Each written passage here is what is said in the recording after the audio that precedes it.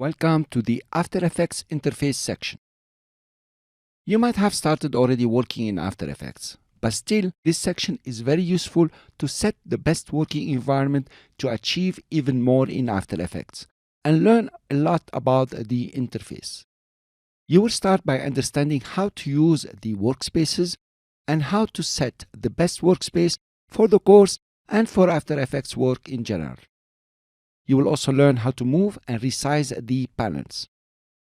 It's important right from the start for you to learn how to properly create a new composition, be it from footage or just a blank composition. I will also show you how to establish links for your missing footage or when the footage goes missing. You will also learn how to use the brand new Visual Keyboard Shortcut Editor, where you can discover useful shortcuts and set new shortcuts depending on your keyboard layout. So let's dive in, and in the next lecture, we start with the workspaces.